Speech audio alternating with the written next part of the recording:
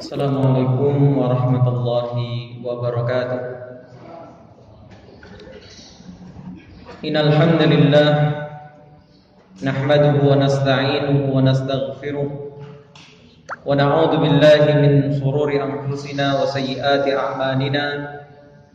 Man yahdihillahu fala mudilla lahu wa man yudlil fala hadiya lahu. Wa asyhadu an la ilaha illallah wahdahu la syarika lahu wa asyhadu anna Muhammadan abduhu wa rasuluh. Amma ba'du.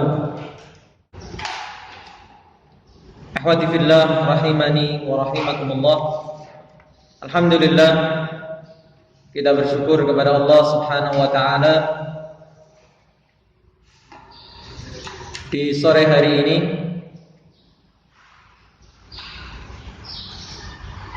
kita dikumpulkan di majelis yang mulia ini untuk kembali melanjutkan pembahasan kita pada kitab Juz Amma karya Al-Ustadz Dr. Firanda Andirja hafizahullah. Sebelum kita lanjutkan, salawat dan salam semoga selalu terlimpah tercurah kepada beliau panutan teladan kita Rasulullah Muhammad sallallahu alaihi wa ala alihi wasallam. Alhamdulillah, di pertemuan kita terakhir kita telah menyelesaikan surat Al-Insyiqaq.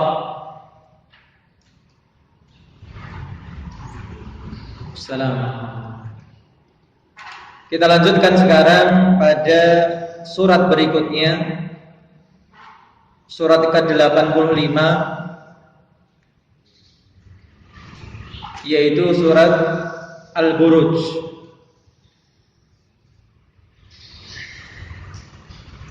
Berkata penulis hafizahullah, tafsir surah Al-Buruj. Surah Al-Buruj merupakan surah yang ke-85. Al-Buruj artinya bintang-bintang. Surah Al-Buruj termasuk surah Makkiyah yang terdiri dari 22 ayat. Ini gambaran umum tentang apa? Surat Al-Buruj. Kemudian kita akan awali dari ayat yang pertama, was-samaa'i dzatil buruj. Demi langit yang mempunyai gugusan bintang.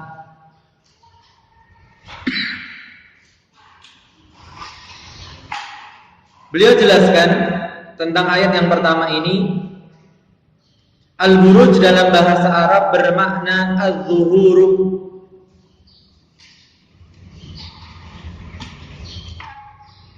Az-zuhur dari kata zahara, apa artinya zahara? Nampak. Berarti az-zuhur masdarnya, sesuatu yang tampak. Dalam bahasa Arab setiap hal yang tampak dilihat oleh banyak orang disebut istilah Al-Buruj. Misalnya istana dalam bahasa Arab juga disebut apa? Al-Buruj. Benteng dalam bahasa Arab juga disebut Al-Buruj. Yang terkenal Burj apa? Khalifah. Karena apa? Menara itu nampak dan kelihatan oleh orang banyak. Dan bintang-bintang dalam bahasa Arab juga disebut buruj. Bahkan perempuan yang menampakkan kecantikan dan keindahan tubuhnya disebut perempuan yang buruj, bertabarruj. Tabarruj ini akar katanya dari sini, dari baraja, yang artinya apa? Zahara, menampakkan. Padahal seharusnya wanita itu kecantikannya apa? Disembunyikan. kecuali untuk suaminya. Sehingga ketika wanita menampakkan kecantikannya digelari dengan apa? Bertabarruj, bertadhahhur. Dia menampakkan kecantikan atau keindahan tubuhnya.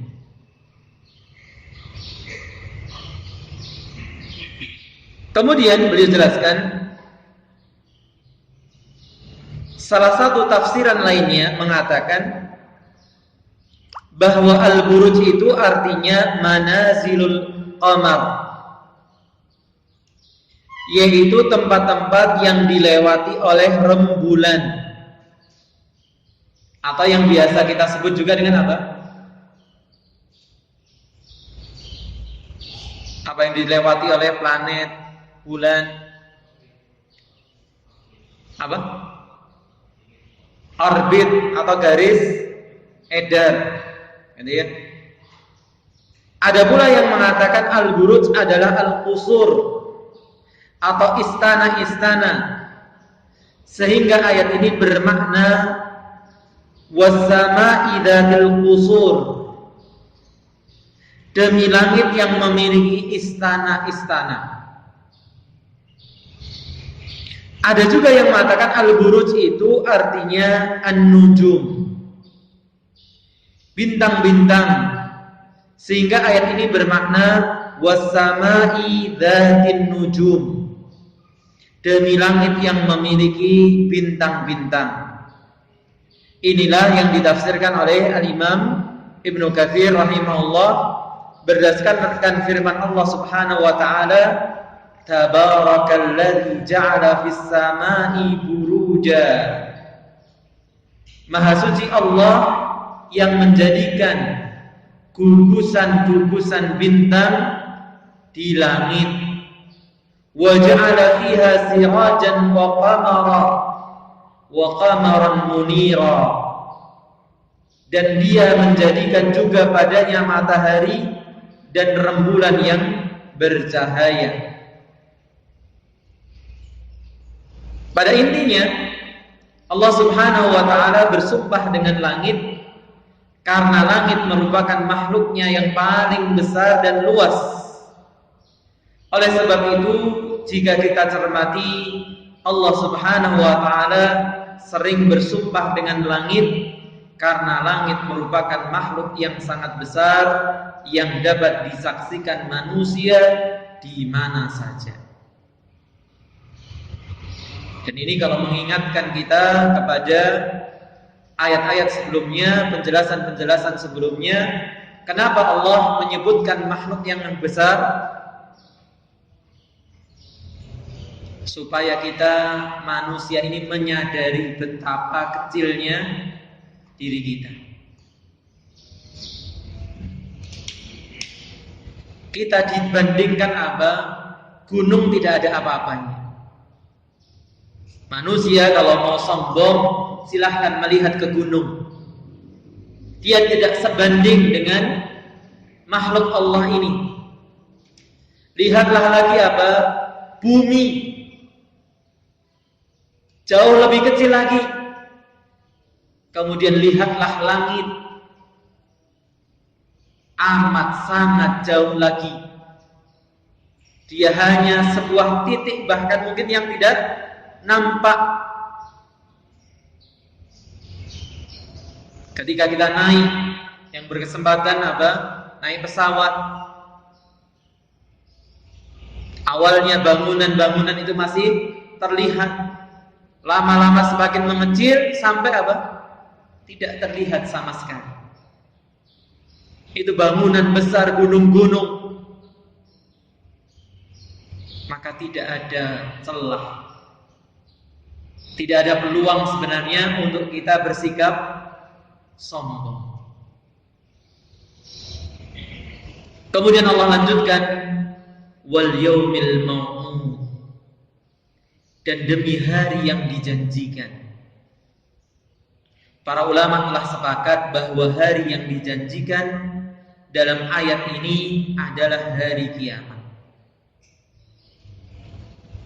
Hal ini karena kiamat akan tiba pada waktunya sesuai dengan janji yang ditetapkan oleh Allah Subhanahu wa ta'ala.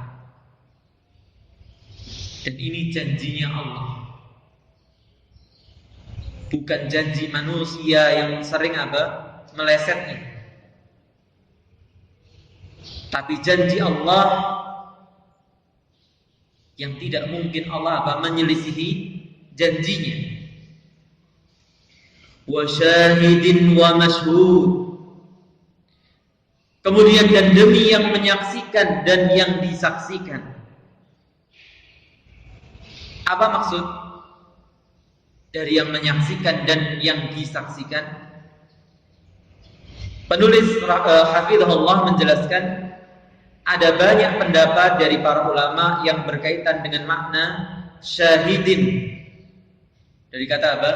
Syahida yashhadu, syahidun, mashhudun, yang menyaksikan, dan apa? Mashhud, yang disaksikan.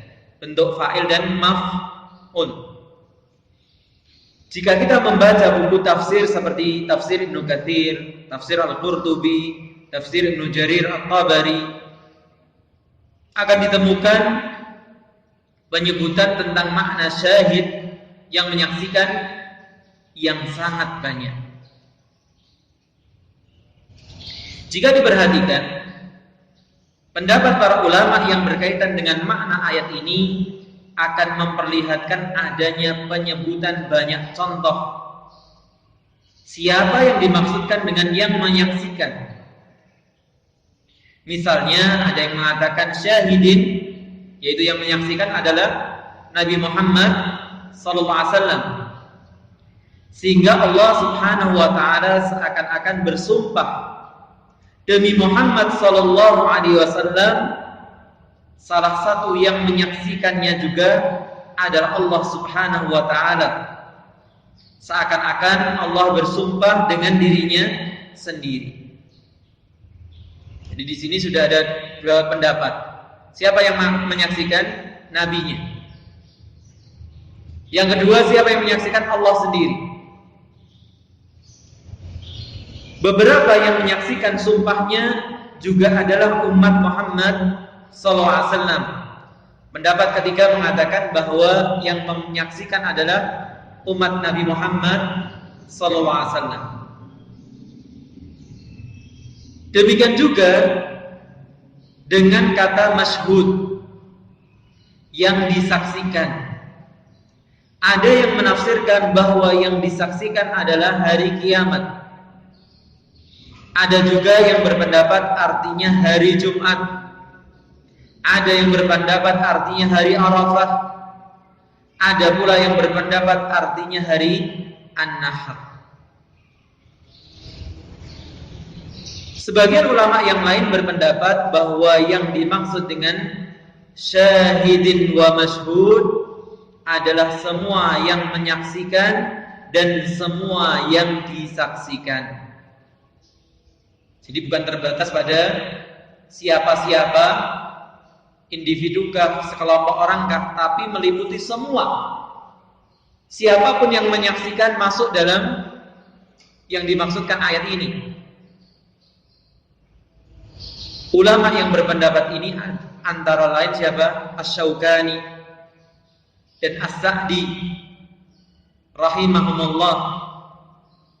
Allah Subhanahu wa taala menyebut hal ini karena surah Al-Buruj berkaitan tentang penyiksaan terhadap kaum mukminin dan mukminat.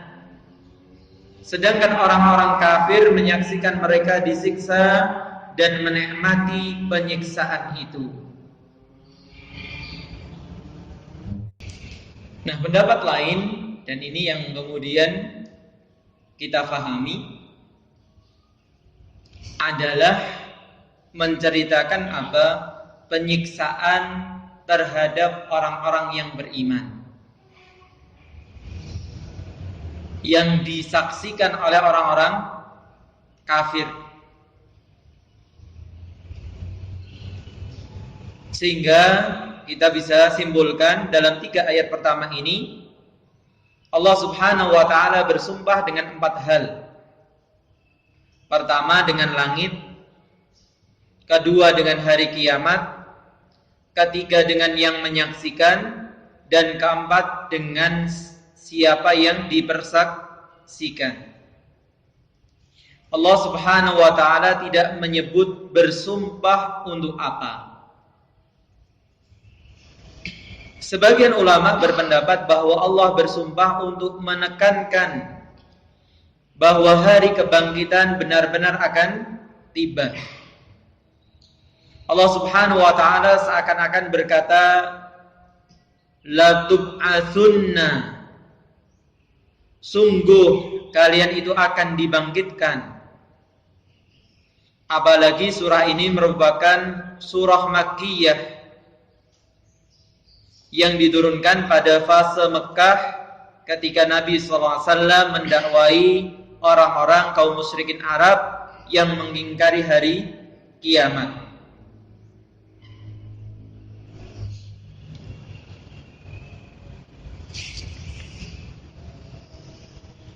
Jadi kalau kita kembali kepada ayat-ayat sebelumnya di An-Naba, di An-Nazi'at, kemudian apa? Di At-Takwir, Al-Infitar, Al-Insyiqaq, penekanannya adalah mengingatkan kepada orang-orang musyrik akan kepastian datangnya hari kiamat.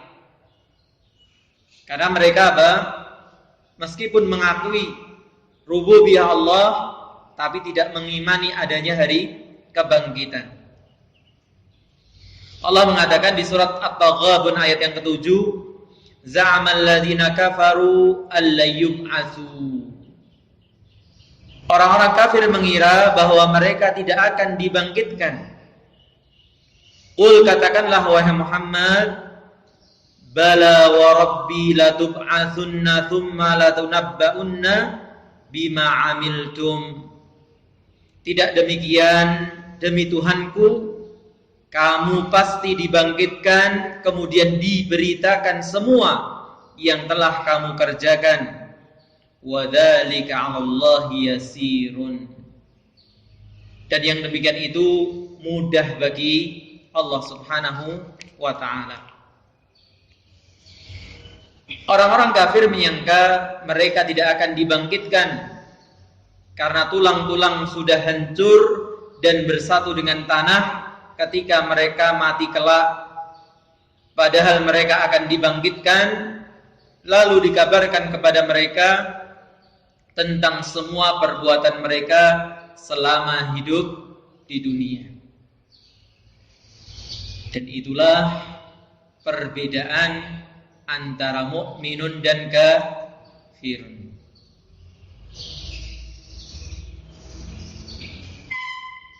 Kemudian Allah menceritakan bagaimana ujian yang pernah menimpa orang-orang beriman di masa yang lalu, sehingga ini menjadi sebuah penguat bagi orang-orang beriman di generasi sekarang, di masanya Nabi SAW sampai akhir zaman, bahwa keimanan pasti mendapatkan apa? Ujian dan cobaan. Allah ceritakan qutila ashabul ukhdud, binasa dan ternaknatlah orang-orang yang membuat parit. Dijelaskan oleh penulis hafizahullah, ternaknatlah atau binasalah orang-orang yang membuat parit. Inti ayat ini menceritakan kaum mukminin dan mukminat yang menolak untuk keluar dari agama Allah meskipun dipaksa. Mereka tetap bertahan dan rela mati demi mempertahankan agama Allah Subhanahu wa ta'ala. Akhirnya mereka pun dimasukkan ke dalam parit, lalu dibakar hidup-hidup. Lalu siapakah mereka ini? Siapakah yang dimaksudkan orang-orang beriman? Dalam ayat ini ada beberapa pendapat di kalangan ulama. Sebagian ulama mengatakan mereka adalah ahli kitab yang tinggal di Persia. Raja mereka ingin menghalalkan pernikahan sesama mahram, seperti lelaki dengan bibinya atau lelaki dengan adiknya. Hal ini bermula ketika ada seorang raja yang mabuk, lalu ia menggauli saudari perempuannya sendiri. Tatkala sadar dari mabuknya, ia bingung terhadap perbuatannya. Maka saudarinya berkata, sampaikanlah kepada rakyat bahwa menikah dengan saudari sendiri telah dihalalkan. Akan tetapi para ahli kitab menentang kebijakan sang raja. Akhirnya raja pun murka dan membuat parit, kemudian membakar hidup-hidup mereka yang menentangnya. Sejak saat itulah raja-raja Persia menghalalkan pernikahan sesama mahram. Inilah pendapat yang diriwayatkan dari sahabat Ali bin Abi Thalib radhiyallahu anhu. Sedangkan pendapat yang lain disebutkan oleh Ibnu Ishaq rahimahullah dalam kitab sirahnya. Beliau menyebutkan bahwa yang dibunuh adalah kaum Nasrani Yaman. Pada suatu ketika ada seorang yang bernama Dhu Nawas berpindah agama dari Nasrani ke Yahudi. Lalu ia memaksa penduduk Yaman yang beragama Nasrani untuk memeluk agama Yahudi. Namun penduduk Yaman menolak. Akhirnya Dhu Nawas menggali parit dan membunuh mereka yang berjumlah sekitar 20.000 orang. Jadi subhanallah, kekejaman-kejaman seperti ini telah menimpa orang-orang beriman dari masa ke masa. Ada juga yang berpendapat mengatakan bahwa kisah ini terjadi pada Bani Israel. Hal ini seperti dalam sebuah hadis, yaitu pada zaman antara Nabi Isa diutus dan sebelum diutusnya Nabi Muhammad sallallahu alaihi wasallam telah terjadi penyiksaan kaum mukminin pada masa itu. Yang ini pernah kita baca kisahnya dalam pembahasan Riyadhus Shalihin. Dalam bab apa?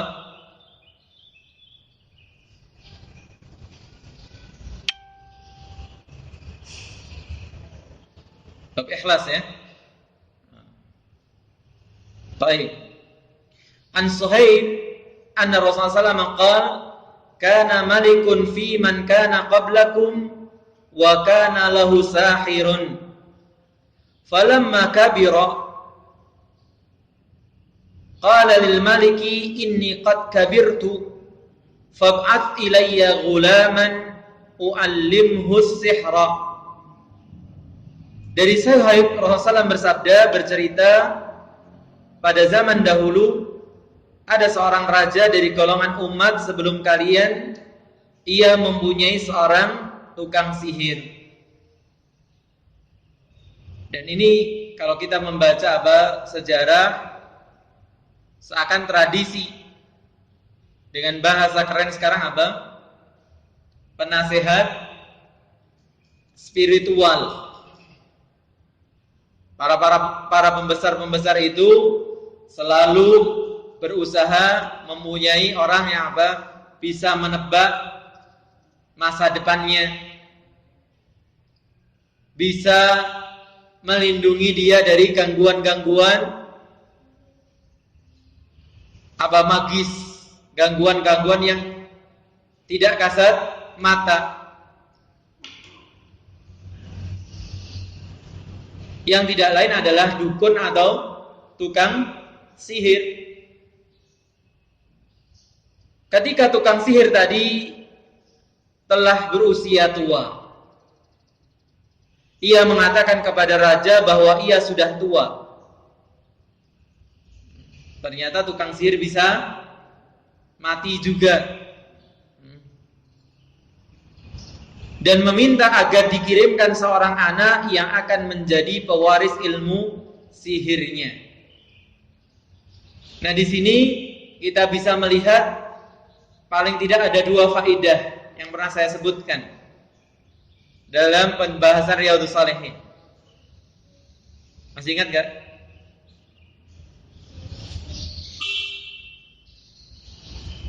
Apa yang pertama? Bahwa mereka ahlul batil ternyata apa? Melakukan kaderisasi.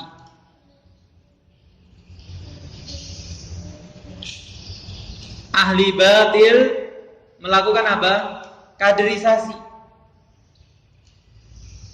Di saat ahlul haq sering lalai, bahkan bisa dikatakan abai untuk melakukan apa? Kaderisasi. Untuk mendidik generasi berikutnya menjadi orang-orang yang baik. Menggantikan orang-orang baik sebelumnya. Kemudian yang kedua, ketika si tukang sihir tadi minta siapa yang akan diajari? Anak-anak. Anak-anak kita inilah kader kita. Makanya mereka disibukkan dengan tontonan-tontonan yang merusak fitrah mereka. Memang berat tantangan kita hari ini sebagai orang tua di zaman HP, di zaman game, di zaman apa? TikTok dan teman-temannya.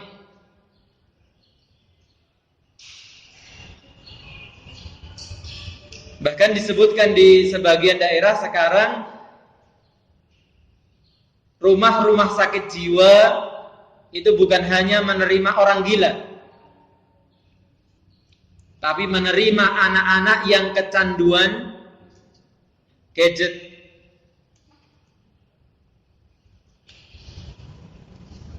Sedangkan yang bikin apa? Teknologi gadget ini enggak memberikan kepada anak mereka gadget. Seperti Bill Gates, Mark Zuckerberg dan sebagainya. Mereka tahu bahayanya. Dan ternyata benar. Ini seperti candu, terutama ya bagi anak-anak yang mungkin tidak bisa mengontrol, belum bisa mengontrol emosinya. Maka subhanallah, anak-anak ini adalah modal kita. Maka alhamdulillah, paling tidak dengan kita ajak anak-anak kita di majelis ilmu seperti ini, menumbuhkan rasa cinta kepada mereka terhadap majelis ilmu. Dan semoga mereka akan menjadi benar-benar kader, meneruskan estafet dalam memikul kebaikan ini. Fabatha ilaihi gulaman yu'allimuhu fakana fi tariqihi idza salaka rahibun faqa'ada ilaihi wa sami'a kalamahu fa'ajabahu fakana idza ata sahira marra birahib wa qa'ada ilaihi wa idza fa idza ata sahira darabahu fashaka dzalika ila rahib faqala idza khasita sahira faqul habasani ahli wa idza khasita ahlaka faqul habasani as-sahiru.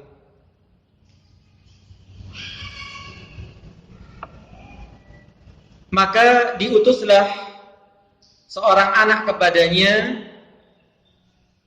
Kemudian tukang sihir itu pun mengajari sang anak. Nah, ini yang saya katakan tata bahasanya kadang, maka diutuslah anak itu kepadanya. Tiba-tiba langsung nggak ada kata sambungnya gitu ya. Tukang sihir itu mengajari sang anak. Di tengah perjalanan atau di tengah perjalanannya, anak itu bertemu dengan seorang rahib.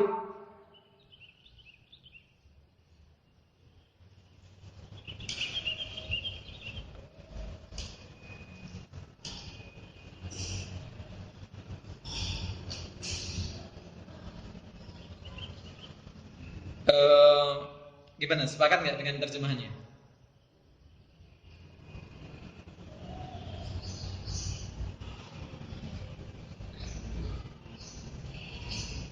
Mungkin kalau saya pribadi mengatakan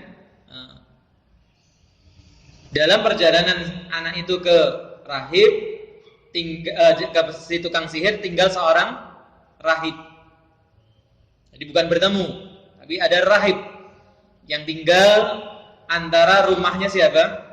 Si anak itu dengan si tukang sihir. Nah, si rahib ini juga mengajar. Sehingga terjadi perseteruan namanya antara kebenaran dan kebatilan sedari dulu. Di mana si anak? Ya namanya anak. Punya sifat apa? Kita pun penasaran. Maka dia mendengarkan khutbahnya, mungkin ceramahnya si rahib. Dalam perjalanannya mau berangkat kepada si tukang sihir. Ia pun duduk bersama sang rahib dan mendengarkan nasihatnya. Ia sangat takjub dengan nasihat-nasihat yang disampaikan sang rahib. Ini yang sering kita singgung, masalah apa? Fitrah. Bahwa ketika fitrah anak-anak kita ini masih bersih, sebenarnya mereka ini mudah untuk apa? Diterangkan tentang kebaikan. Asal dengan cara yang tepat, dengan dosis yang tepat, dengan gaya bicara yang tepat. Karena ya memang apa? Dunianya masih dunia kanak-kanak. Dan alhamdulillah yang saya sampaikan kemarin di mana ya? Di Goreng-Gareng atau di Samsul Huda, sudah mulai banyak literasi untuk anak-anak. Di zaman dulu kan ya hanya cerita-cerita fiksi. Ataupun kalau cerita agama cenderung yang sumbernya tidak jelas. Saya bukan bagian marketingnya. Cuman ini kabar gembira, khususnya punya putra putri masih kecil. Ada tulisannya siapa Ustaz? Nizar. Ada tulisannya sekarang ini Ustaz Herman.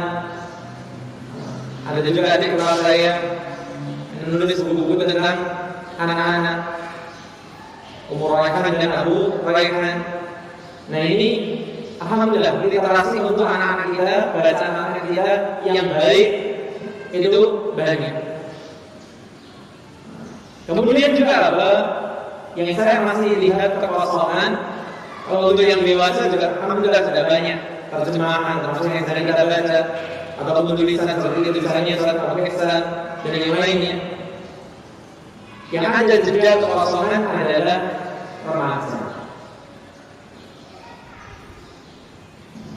Nah di sini kalau punya bakat nulis,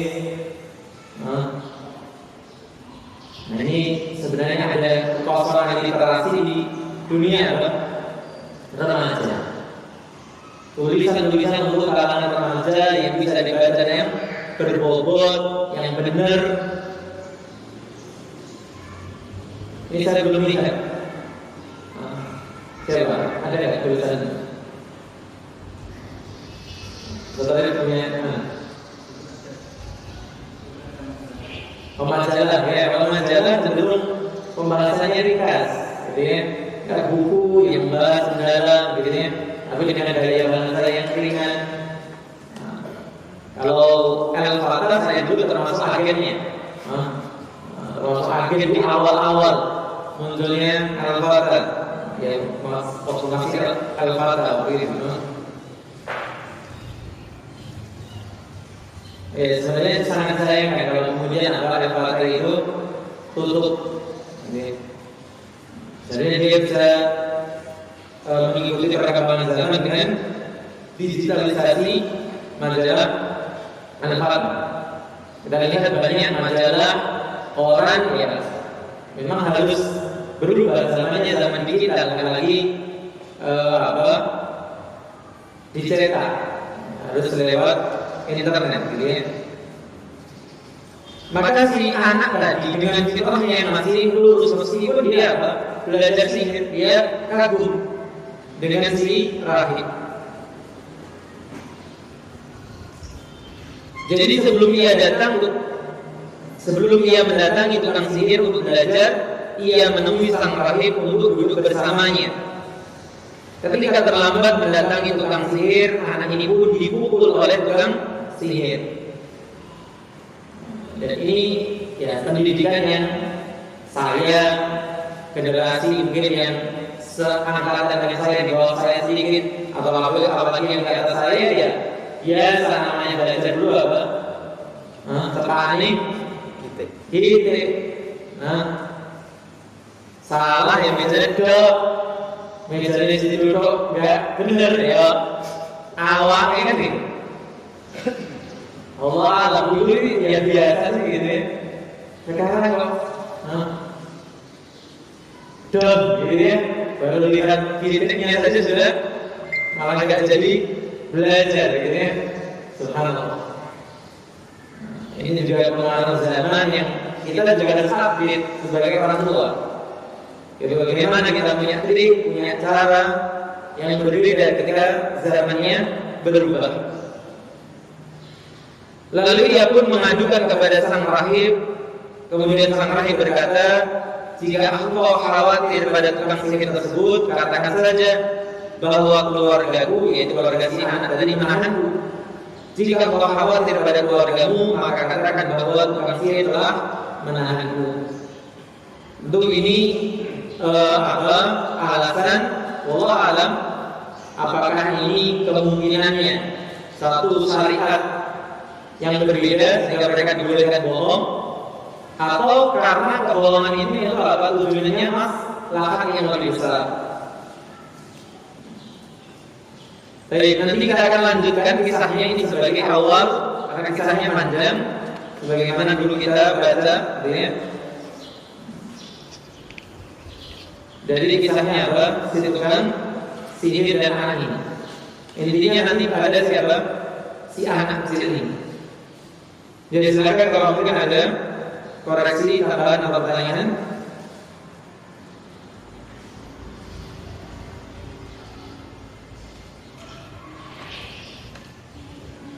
Berarti di kisah sohnya itu sebenarnya tidak ada namanya. Di kisah? Ini kalau di cerita anak-anak itu kan ada namanya.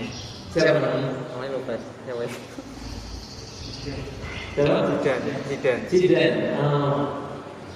Kalau dalam hadisnya yang kita baca di sini maupun yang ada di Riyadhus Shalihin tidak ada penyebutan nama. Yang kisah-kisah sebelumnya ini juga terjadi itu apa? Yang kisah mana yang tadi dilihatkan oleh sahabat Ali, iya terjadi. Nanti di akhir kita akan simpulkan. Dan itu kemungkinan apa? Memang semuanya pernah terjadi.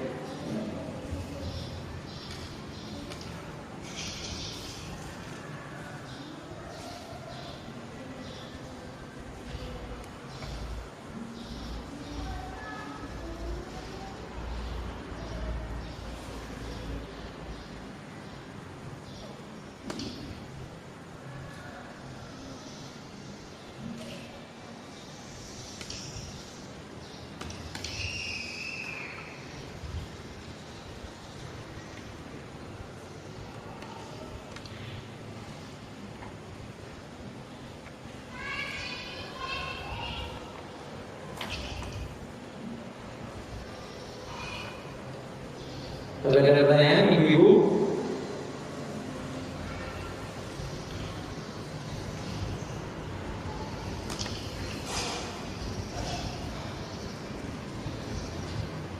Jadi kalau tidak ada, kita cukupkan. Semoga bermanfaat. Kurang lebihnya saya mohon maaf. Jazakumullah khairan telah menyimak. Wa sallallahu ala nabiyyina Muhammadin wa ala alihi wa sahbihi ajma'in.